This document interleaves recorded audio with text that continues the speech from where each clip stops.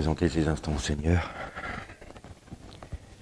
Seigneur éternel, nous nous plaçons devant toi pour recevoir de toi la parole dont nous avons besoin.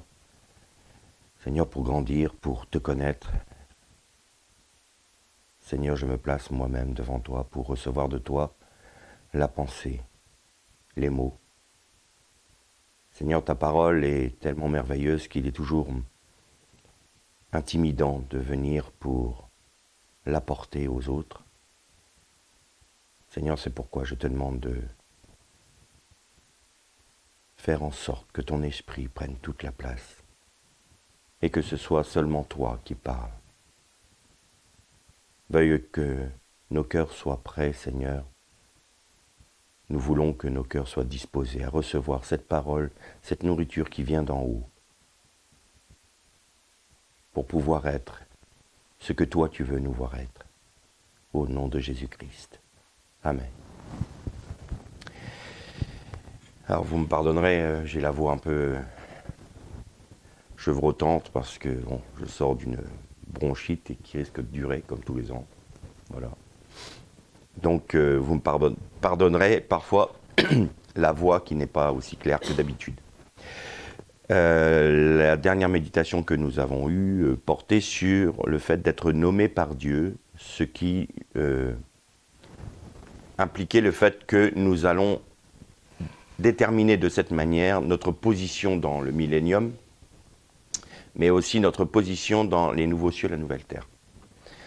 Alors il m'a paru assez logique de poursuivre cette méditation en parlant justement de la première résurrection, en parlant de ce que le Seigneur veut faire avec ces personnes qui ont accepté de se laisser nommer par lui. Alors je sais que c'est un sujet qui est toujours, qui fait beaucoup de débats, puisqu'il y a énormément de doctrines qui se télescopent.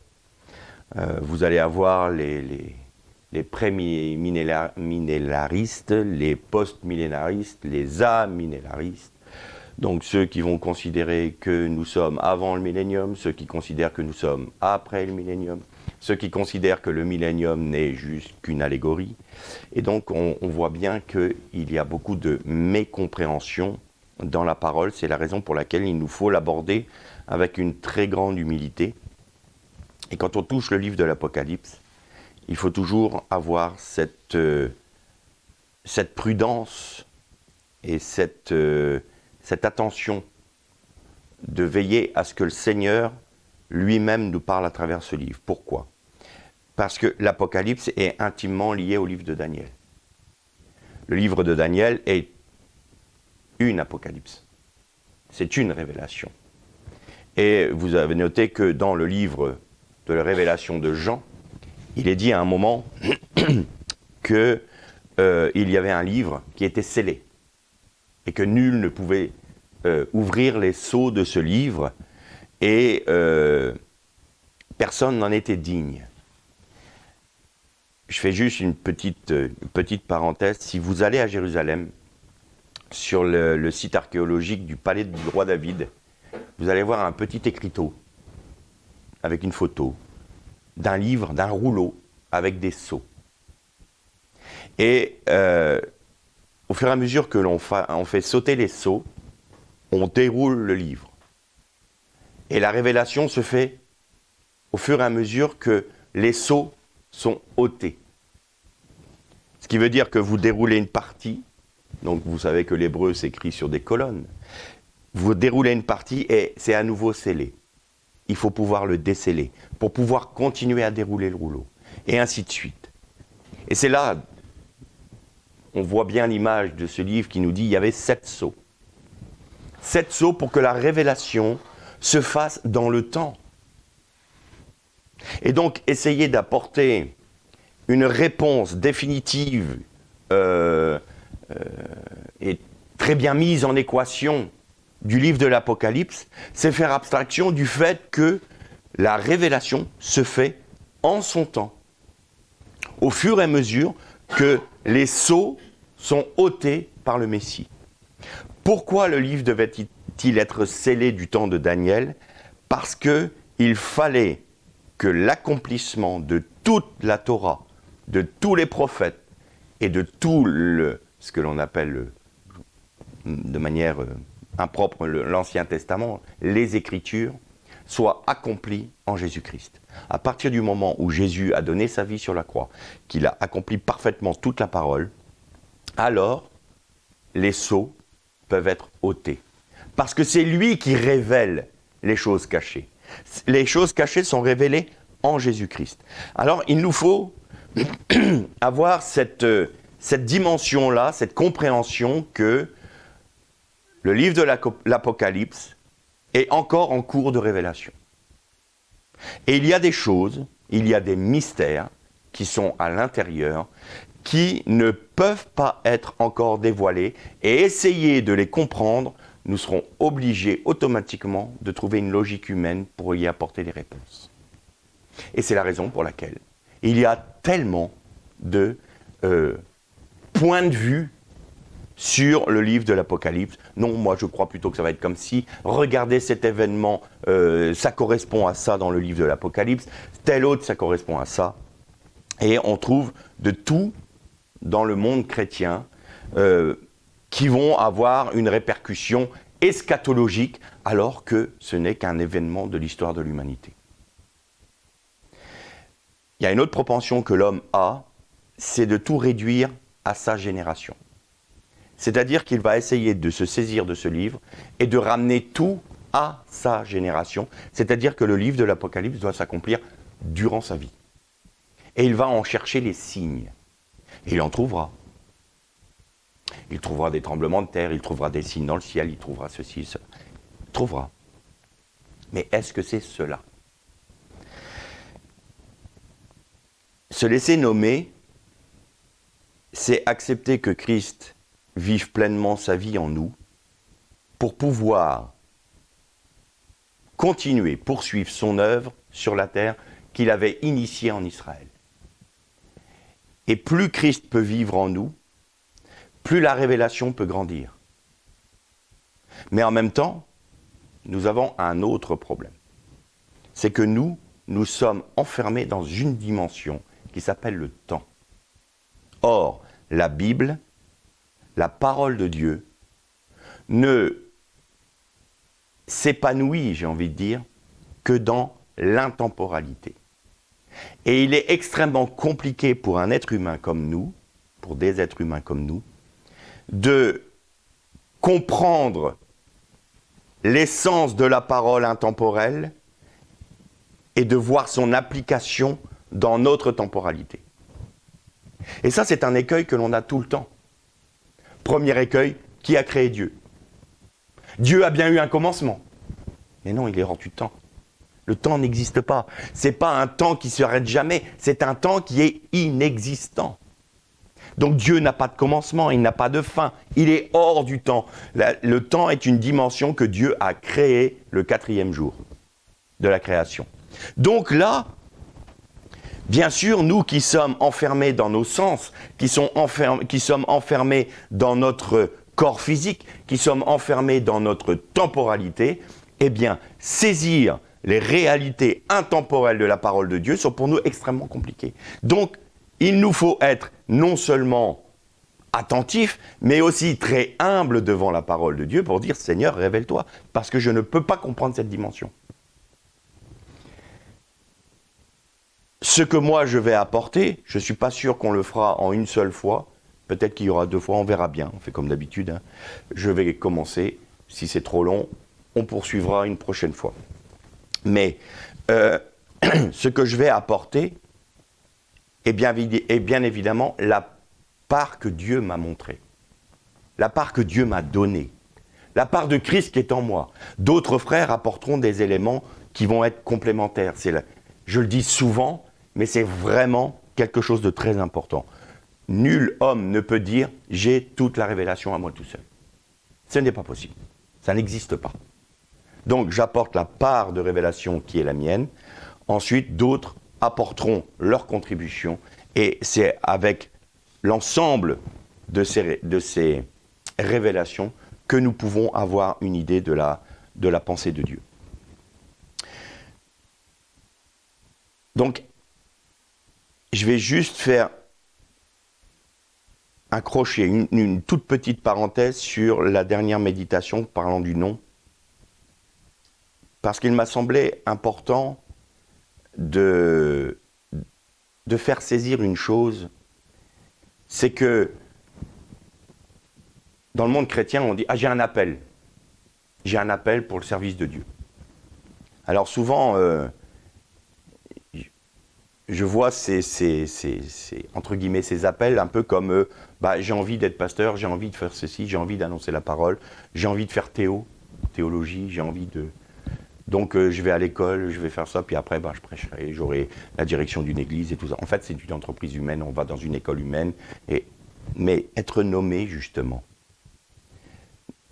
Si nous acceptons d'être nommés aujourd'hui par Christ, je vous ai dit que le nom signifiait non seulement la personne, la personnalité, mais son rôle. Donc, détermine notre rôle dans le millénium. Mais si nous sommes nommés encore aujourd'hui, il détermine notre rôle pour l'aujourd'hui de nos vies.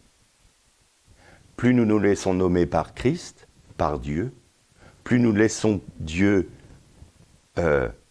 prendre toute la place dans notre être, et plus notre rôle va se définir.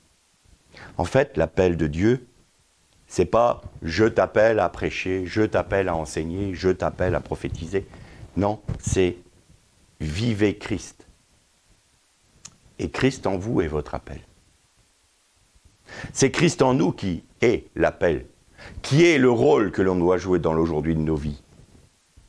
C'est pas parce qu'on va faire théo, c'est pas parce qu'on va aller dans un institut biblique qui va faire que nous sommes vraiment nommés par Dieu et que nous sommes là où Dieu nous demande d'être. C'est la mesure de Christ en nous qui va déterminer la nature de notre appel. Alors, plutôt que de se dire « le Seigneur m'appelle à être pasteur », je ne dis pas que c'est une mauvaise chose, mais je pense que le Seigneur met dans le cœur de chacun la nature de ce qu'il attend de lui. C'est quelque chose de très intime, en fait. Ce n'est pas forcément quelqu'un qui va arriver, oracle de l'Éternel, je te dis que tu seras, voilà, et tu iras parcourir le monde, tout le monde te reconnaîtra comme étant le grand serviteur de Dieu, bla bla bla bla bla. Non, c'est très intime. Et puis, j'ai envie de nous dire à chacun, eh bien marchons dans ce que nous sentons, ce que nous voyons, ce que nous entendons. Et au fur et à mesure de notre marche, cet appel va s'affiner, cet appel va se préciser. L'un va tout d'un coup aller dans la voie prophétique. Et tous vont le reconnaître, c'est sa nature divine qui va s'exprimer. Un autre, ça sera dans le pastorat. Un autre, ça sera dans l'enseignement. Un autre, ça sera dans l'évangélisation.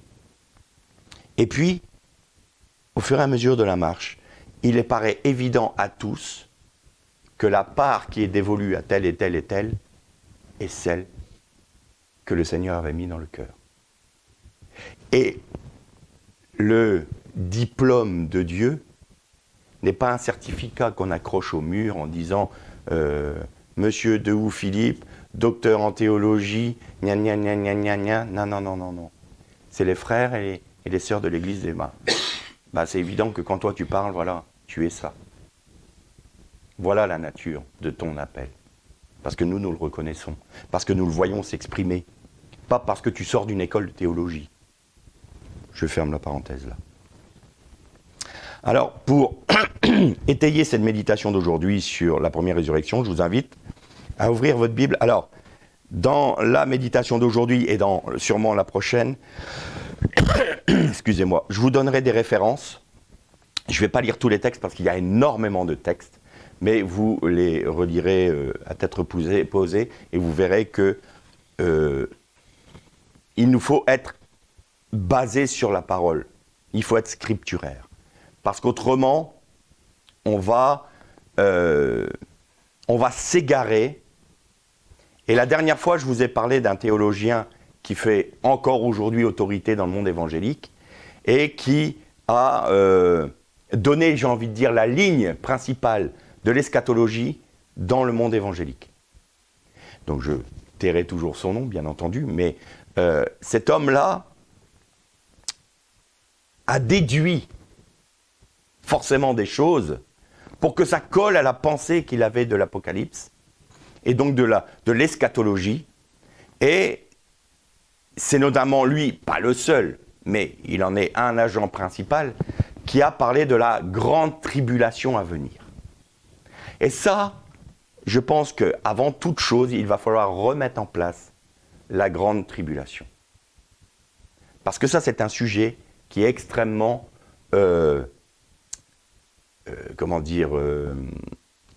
qui apporte énormément de débats, de discorde même, et de « Ah, mais tu n'as rien compris ». Le mot « grande tribulation », se trouve à 3 endroits seulement dans la Bible. Alors, toute une théologie eschatologique est basée sur cette simple expression de grande tribulation. Comme il a été parlé dans le livre de Daniel du temps d'un temps et de la moitié d'un temps, de 1200 et quelques jours, et on en a déduit que la grande tribulation durait 7 années. Bon, je répète, il nous faut être d'une prudence extrême concernant ce qui est la révélation du livre de l'Apocalypse. Il y a des nombres de jours qui sont différents. Il y a des choses qui sont extrêmement mystérieuses. Et essayer de se dire, 1240 jours, ça correspond à 365 jours. Oui, mais 365 jours, ça c'est le calendrier d'aujourd'hui occidental. Ce n'est pas forcément le calendrier hébraïque. Quand on parle de 70 semaines de Babylone, mon professeur d'hébreu, qui était aussi mon professeur de Torah, me disait, vous savez que dans le monde babylonien, la semaine durait 15 jours. Seuls les Hébreux avaient une semaine de 7 jours. Donc on parle de combien de semaines? Semaine babylonienne? Semaine... Vous voyez, il faut être prudent avec le temps. Donc je ne vais pas rester m'enfermer sur 7 ans, 3 ans et demi comme ci, 3 ans et demi comme ça. Je sais que le sujet que j'aborde aujourd'hui, nous l'avons déjà abordé il y a peut-être 2 ans de ça, mais on va être encore plus prudent. Donc je ne vais pas parler de temps. De vous dire, il y aura tant d'années, tant de jours, ça sera comme ci, comme ça, je ne sais pas. Parce que les choses se révéleront au fur et à mesure. On va donc commencer par parler du millénium. Et pour étayer donc cette méditation, on va lire dans le livre de l'Apocalypse, chapitre 20, et on va lire les 15 premiers versets. Apocalypse 20, verset 1. Alors je vis descendre du ciel un ange qui tenait les clés de l'abîme et une grande chaîne à la main. Il saisit le dragon, le serpent d'autrefois, qui est le diable et le Satan. Il le lia pour 1000 ans. Il le jeta dans l'abîme, il ferma et scella au-dessus de lui, pour qu'il n'égare plus les nations jusqu'à ce que les 1000 ans soient achevés. Après cela, il faut qu'il soit relâché pour un peu de temps. Je vis des trônes et ceux qui s'y assirent furent donnés le pouvoir de juger. Je vis aussi les âmes de ceux qui avaient été décapités à la hache à cause du témoignage de Jésus et de la parole de Dieu, et ceux qui ne s'étaient pas prosternés devant la bête, ni devant son image, et qui n'avaient pas reçu la marque sur le front, ni sur la main. Ils reprirent vie, et ils régnèrent avec Christ pendant 1000 ans. Les autres morts ne reprirent pas vie, jusqu'à ce que les 1000 ans soient achevés. C'est la première résurrection. Heureux et saints qui, à part à la première résurrection, sur cela la seconde mort n'a pas le pouvoir, mais ils seront prêtres de Dieu et du Christ, et ils régneront avec lui pour 1000 ans. On arrêtera là notre lecture. J'ai dit 15, mais non. Là, c'est assez clair. On voit que ceux qui règnent avec Christ sont ceux qui ont part à la première résurrection. L'apôtre Paul, dans l'Épître aux Thessaloniciens, disait « Je ne veux pas, frères, que vous soyez dans l'ignorance au sujet de ceux qui dorment, c'est-à-dire de ceux qui sont morts. Parce qu'à un temps donné, au signal d'un archange, au son du chauffard, les morts en Christ ressusciteront en premier. Et nous, les vivants, nous les suivrons et nous serons rassemblés dans les cieux ou dans les nuées. Et nuées, hein, c'est anan en hébreu, c'est-à-dire nous serons rassemblés dans la gloire avec le Seigneur. Et nous serons avec lui pour toujours. Consolez-vous par ces paroles. C'est 1 Thessaloniciens 4, 13, 18 et 5, 1 à 5. Je vous donne les références pour que vous puissiez les voir par vous-même. Nous sommes donc dans l'intemporalité, là. C'est la parole de Dieu qui est intemporelle.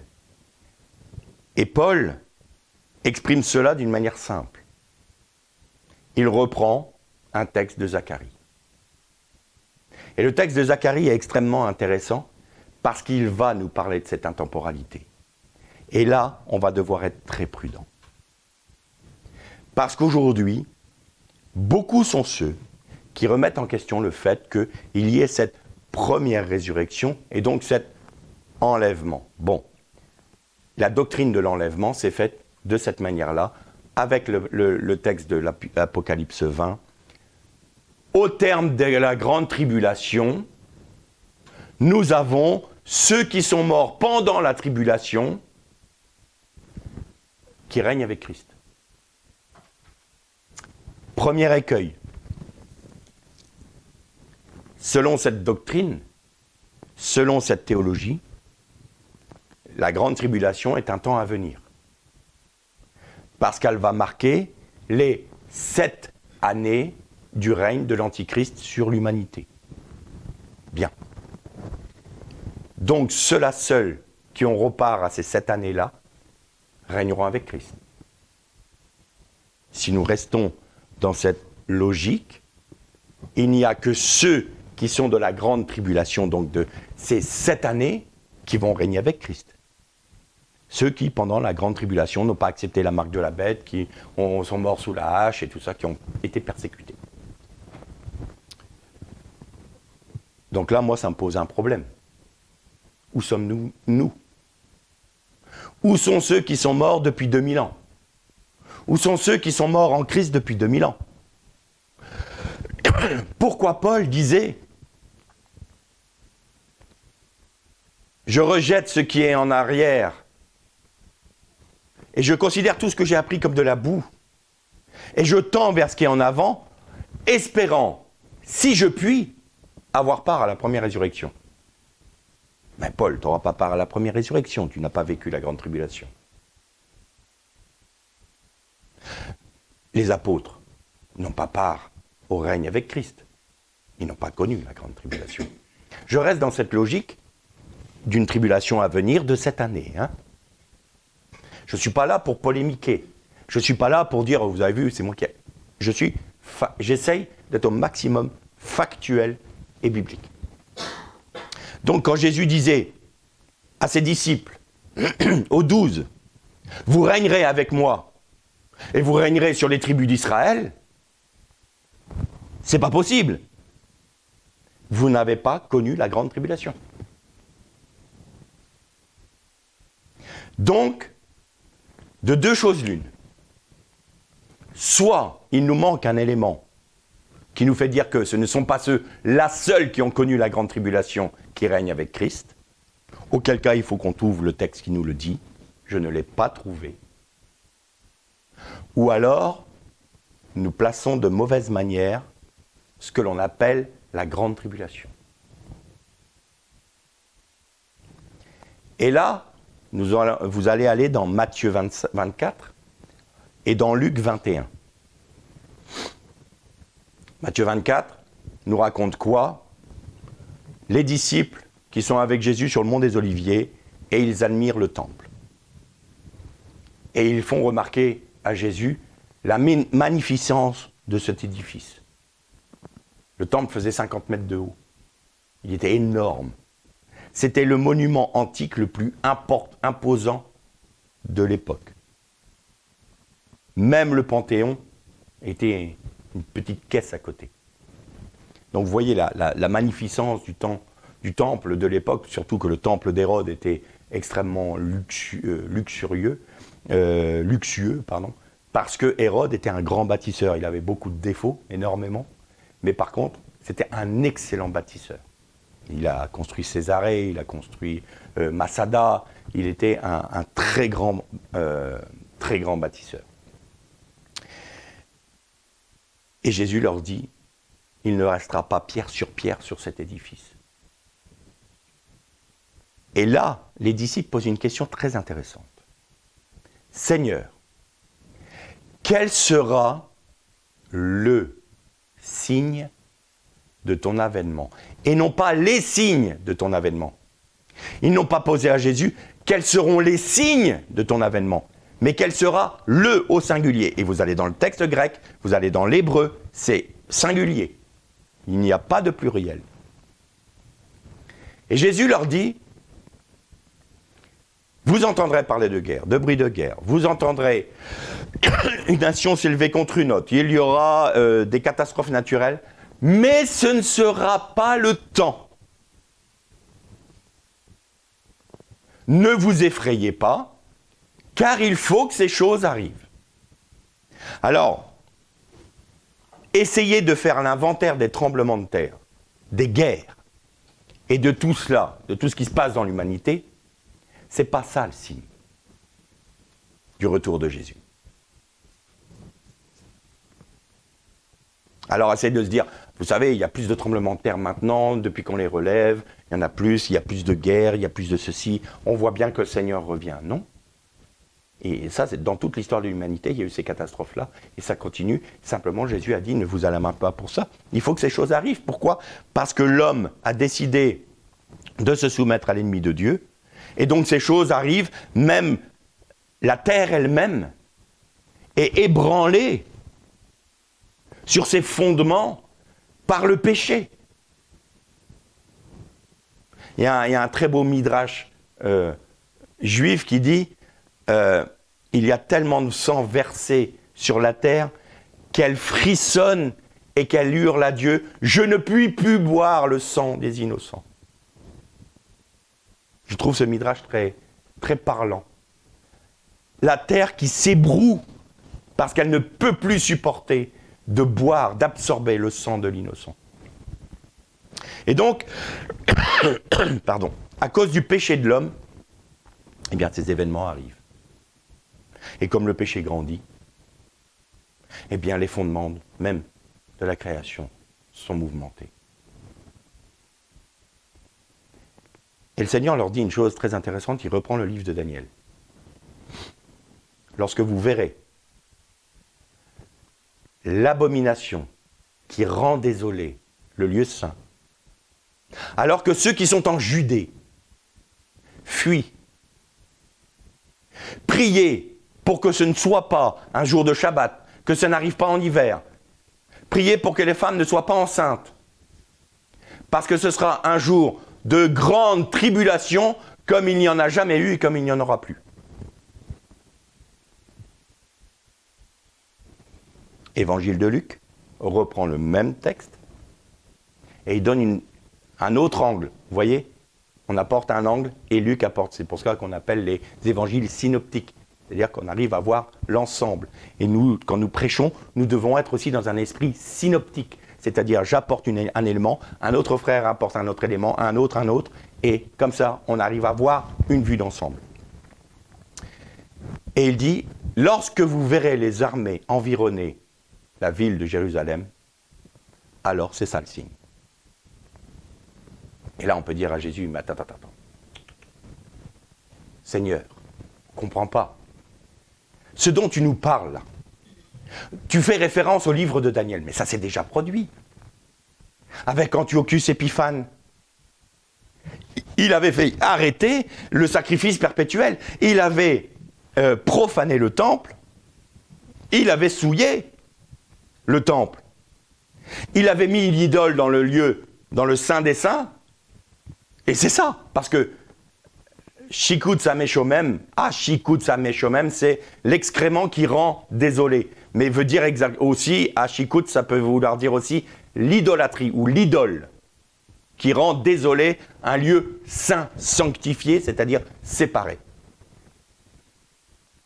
Et Jésus leur dit, oui, c'est vrai, je paraphrase, hein. Mais il y a des sceaux prophétiques. Et là, lorsque vous verrez ça, c'est quelque chose qui va se reproduire, mais ça va être plus grave encore. Il n'y aura plus pierre sur le temple.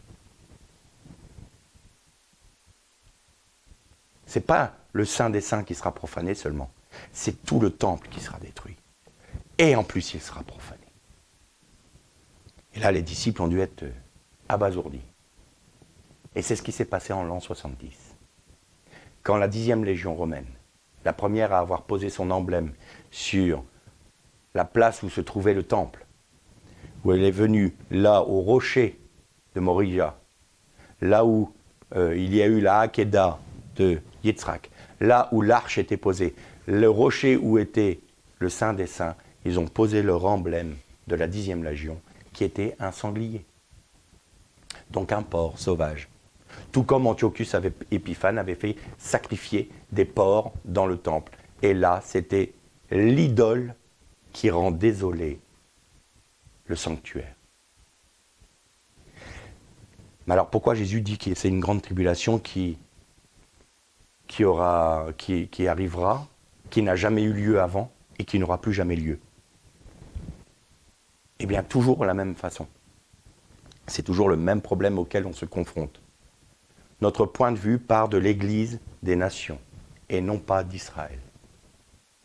Et alors, à partir de là, nous formons une théologie, une eschatologie qui tourne autour de l'Église et non pas autour d'Israël.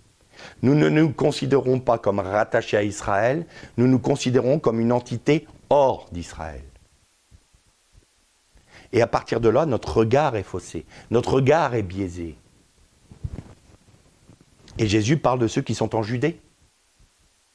Ce sera une grande tribulation. Et que ceux qui sont en Judée. Mais l'Église, elle est partout dans le monde, Seigneur. La grande tribulation, si elle arrive, tu parles toi-même de la grande tribulation. D'accord. Mais alors, il n'y a pas que ceux qui sont en Judée, c'est sur toute la terre. Maintenant, ta parole, elle s'est répandue sur toute la terre. L'Église est sur toute la terre. On ne comprend pas pourquoi seulement ceux qui sont en Judée. Alors on est là, on essaie de comprendre. Bon, l'Église, elle va être enlevée. Donc l'Église fidèle va être enlevée. Celle qui n'est pas fidèle, comme on est binaire et qu'on a fait abstraction de la parole de Paul aux Corinthiens qui dit « Et ceux qui auront leurs œuvres brûlées, consumées par le feu, et qui ont construit avec de la paille, du bois et du chaume, ils seront sauvés comme à travers du feu. » Hop, tout ça, c'est parti. Et il y a ceux qui sont sauvés, ceux qui ne sont pas sauvés. Et en faisant abstraction de ça, on est très binaire, on simplifie tout, on caricature tout, et puis on se dit, oui, forcément, c'est Israël qui va être détruit. Dans la grande tribulation, quand les jugements vont arriver sur Israël, c'est-à-dire que Dieu va arriver pour juger Israël, afin qu'elle puisse reconnaître son Messie et qu'elle se convertisse à nous, à l'Église. Je vous le disais la semaine dernière, moi aussi j'ai baigné dans cette théologie. Et quand j'ai lu la Bible, j'ai dit, mais ça ne colle pas. Vous lisez tous les prophètes sur la restauration d'Israël. Vous ne voyez pas un seul texte qui dit « Je vous ramènerai dans votre pays pour vous punir. Je vous ramènerai dans votre pays et je vous consolerai.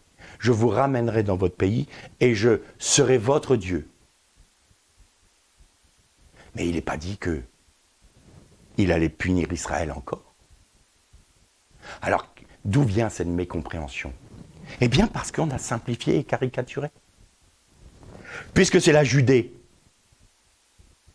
Eh bien, quand il va y avoir la guerre d'Armageddon, eh bien, les nations vont arriver et vont détruire les 2/3 du pays d'Israël.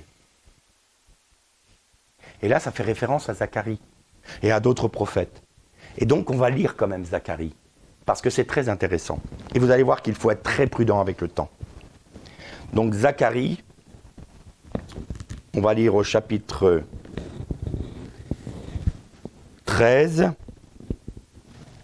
et à partir du verset 1. En ce jour-là, une source sera ouverte pour la maison de David et les habitants de Jérusalem pour le péché et pour la souillure.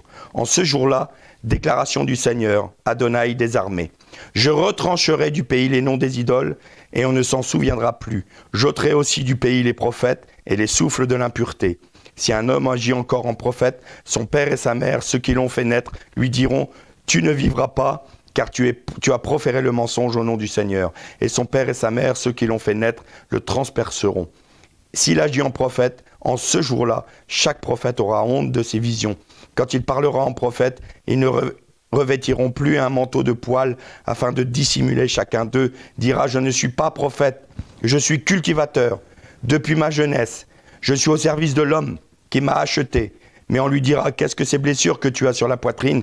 Il répondra « C'est que j'ai été frappé dans la maison de ceux qui m'aiment. Épée, éveille-toi contre mon berger, contre l'homme qui m'est proche. Déclaration du Seigneur, Adonai des armées. Frappe le berger, que les bêtes se dispersent, que les brebis se dispersent. Et je tournerai ma main vers le petit. Alors dans tout le pays, déclaration du Seigneur, les 2 tiers seront retranchés, ils périront, et l'autre tiers subsistera. Je mettrai ce tiers dans le feu, et je le ferai fondre comme on fait fondre l'argent. Je l'éprouverai comme on éprouve l'or. Il invoquera mon nom et je lui répondrai. Il dira, c'est lui qui est mon peuple. Je dirai, c'est lui qui est mon peuple. Et lui dira, c'est le Seigneur Adonai qui est mon Dieu. Un jour arrive pour le Seigneur, ô ton butin sera partagé en ton sein. Je rassemblerai toutes les nations à Jérusalem pour le combat. La ville sera prise, les maisons seront mises à sac et les femmes violées. La moitié de la ville périra en exil, mais ce qui subsistera du peuple ne sera pas retranché de la ville. Le Seigneur sortira combattre les nations, comme au jour où il combat, au jour de la bataille. Ses pieux se placeront en ce jour-là sur le mont des Oliviers, qui est en face de Jérusalem, à l'est. Le mont des Oliviers se fendra par le milieu, vers l'est et vers l'ouest, et une grande vallée. Une moitié de la montagne se retirera vers le nord, et l'autre moitié vers le sud. Alors là, quand on lit ce texte, on se dit, voilà, c'est précisément ça. Quand il y aura la grande tribulation, les 2 tiers d'Israël vont être détruits. Ils vont tous mourir.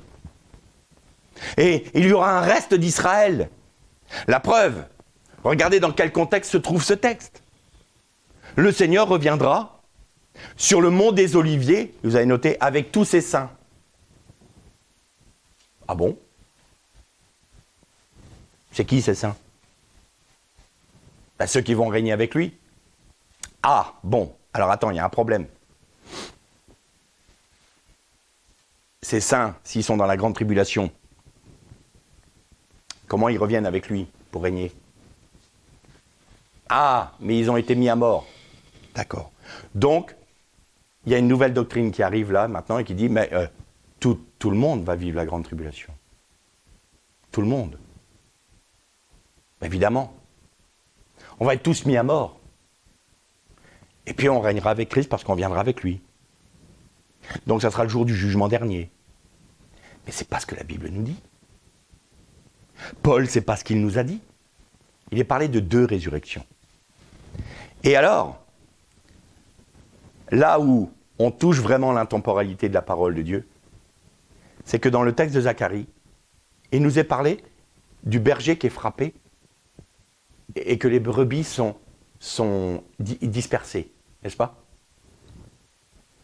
Et puis en même temps, il nous dit que les nations vont venir contre Jérusalem, que les 2 tiers de la ville, d'ailleurs pas d'Israël, mais de la ville, vont être détruits, et que le tiers qui reste va être dispersé, et ils vont être mis dans le creuset pour être éprouvés. Alors, là, il y a encore un autre écueil.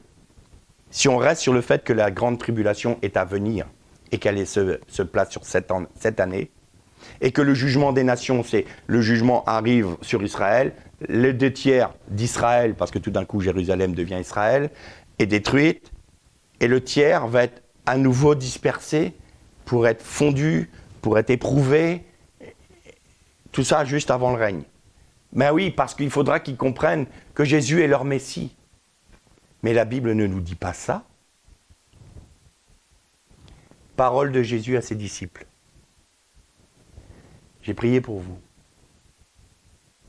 Parce que comme il a été écrit de moi, il faut que je sois frappé, que le berger soit frappé et que les brebis soient dispersées.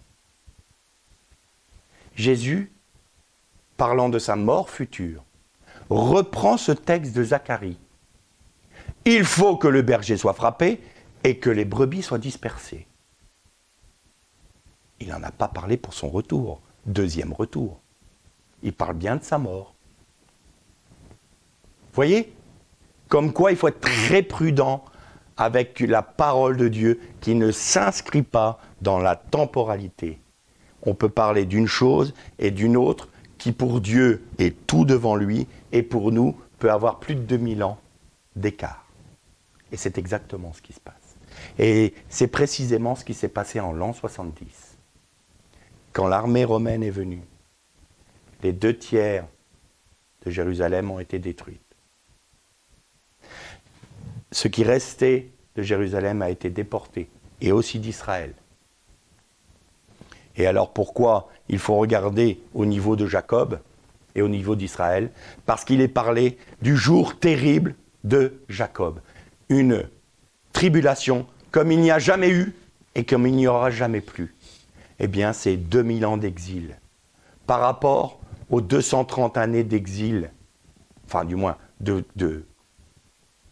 ça a duré 430 ans en Égypte, mais 230 ans sous l'oppression égyptienne.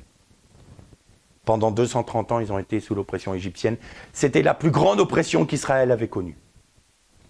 Ensuite, il y a eu les 70 années de Babylone. Il y a eu la Perse, l'exil perse. Mais celui qui a fait le plus mal à Israël et à Jacob, c'est l'exil romain. À tel point que la nation même d'Israël a disparu. À tel point que la langue même hébraïque, on l'appelait une langue morte.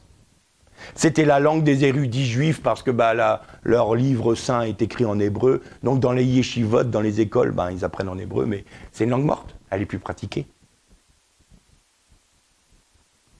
Un jour de grande tribulation, comme il n'y a jamais eu et comme il n'y aura jamais plus pour Jacob. Alors on va me contester, possible. On va me dire, oh oui, mais là tu extrapoles. Très bien. Quand Jésus a dit ça à ses disciples que le temple allait être détruit, il a bien fait comprendre à ses disciples que le temps serait long. C'est le signe de mon avènement. Mais il va y avoir un temps long de la grâce de Dieu afin que les nations puissent recevoir la parole. Qu'est-ce qu'il dit ? Jusqu'à ce que la parole, cette parole de l'Évangile, soit annoncée jusqu'aux extrémités de la terre. Voilà ce qu'il a dit à ses disciples. Et donc ça veut dire quoi ? Ça veut dire Jacob va souffrir. Vous allez être dans l'oppression. Israël va souffrir. Israël va être aux 2/3 détruit. Israël va disparaître. Israël va même être renommé Palestina, sous Adrien. Et on voit quelle force aujourd'hui encore insiste pour qu'Israël disparaisse encore et pour que ça demeure Palestina, alors que Palestina n'est que depuis 135 de notre ère sous Adrien. Et Jésus a dit, et pendant ce temps-là, Jérusalem sera foulée par les nations. Alors, si on ne veut pas admettre ça de la parole de Jésus, on peut peut-être pas en parler des prophètes. Les prophètes qui disent que le grand jour terrible de Jacob arrive. Mais il y a un des prophètes, il a donné juste une petite insert, c'est merveilleux. Et on va les lire ensemble. C'est le prophète Ézéchiel, au chapitre 30. Et au verset 3.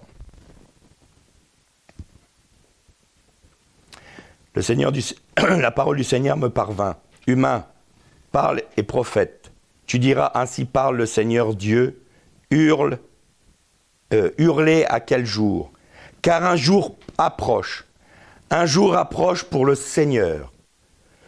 Un jour de nuée, c'est-à-dire de trouble. Ce sera le temps des nations. D'autres traductions vont dire « jour terrible de l'Éternel, un jour de ténèbres, ce sera le temps des nations. » Et voilà ce que nous dit Ézéchiel. C'est-à-dire que ce jour terrible de Jacob, là où Jacob va disparaître pendant 2000 ans, eh bien, ça sera le temps des nations. Le temps où Dieu va user de patience pour que les peuples des nations puissent être rattachés en Jésus-Christ à la promesse, aux promesses faites à Israël. Et au terme de ce temps des nations, le temps de la grâce va se terminer. Le temps de la grâce va se fermer. Et alors, comme Jésus qui est mort et ressuscité est hors du temps, pour nous, il est déjà sur le chemin du retour. Il est déjà en train de revenir. Ce n'est pas Jésus reviendra, c'est Jésus revient. Vous avez noté? Jésus revient. Il revient. Ce n'est pas un futur, hein. C'est une action en cours. Et c'est là qu'intervient la première résurrection. Les morts en premier, un temps marqué à la voix d'un archange, au son d'un chauffard. Il y a un temps marqué par Dieu. Nul ne sait ni l'heure, ni le temps. Et alors, sur le chemin de son retour, ce temps marqué arrivera. Et là, ceux qui sont morts en Christ ressusciteront et vont être rassemblés avec lui dans la gloire. C'est Anan, nuée, qui veut dire gloire. Et nous les vivants, qui sommes en Christ, qui nous laissons nommer par lui, qui avons part avec lui au règne, nous serons en un clin d'œil transformés. Nous aurons notre corps de gloire. Et c'est pour ça que Paul disait « Je tends vers ce qui est en avant pour arriver, si je puis, à la première résurrection. » Ce n'est pas qu'il pensait qu'il pouvait perdre le salut. C'est qu'il n'était pas certain d'être fidèle suffisamment longtemps et jusqu'au bout de sa vie pour laisser Christ prendre toute la place en lui et régner avec lui. C'est qu'une question de règne. C'est une question de règne. Et vous prenez différents textes, hein, Daniel 7, 18, Daniel 7, 27, 2 Timothée 2, 12. Ils vont vous parler de ceux qui vont régner avec Christ. Nous régnerons avec Christ. Nous serons un peuple de sacrificateurs. Nous régnerons avec Christ. Pendant 1000 ans, bien sûr, pendant le millénium. Mais après, nous serons résidents de la Nouvelle Jérusalem, dans la mesure où nous nous serons laissés nommer par lui. La première résurrection, c'est la rétribution. C'est la récompense. Que ceux qui ne se seront pas laissés nommer par Dieu, qui n'auront pas laissé Dieu diriger leur vie, dominer sur leur vie, qui auront des œuvres qui seront humaines, charnelles, et qui seront consumées par le feu, eh bien, c'est cette récompense-là, la première résurrection. Parce que la première résurrection signifie régner avec Christ. Et vous avez noté dans le livre de l'Apocalypse, dans le texte que l'on a lu, les autres ne revinrent pas à la vie. Donc il n'y a qu'une partie qui revient à la vie. C'est textuel, c'est factuel, c'est concret, c'est noir sur blanc. Donc, il nous faut remettre la grande tribulation dans son contexte historique. Et c'est bien en l'an 70 qu'a commencé la grande tribulation. Et c'est que comme ça que l'on peut comprendre la plénitude de la parole. Pourquoi ? Parce que l'apôtre Jean, en commençant l'Apocalypse, Premier chapitre, verset 9.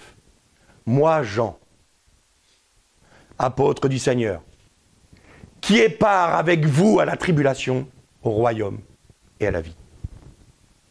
Qui est part avec vous à la tribulation. Donc, pour l'apôtre Jean, il était dans la tribulation. Il y était déjà.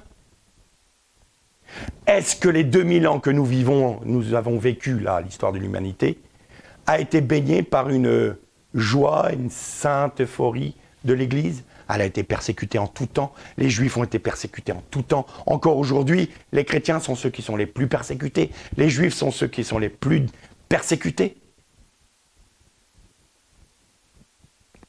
Et de faire dire à Dieu, tu ramènes ton peuple en Israël pour le punir à nouveau.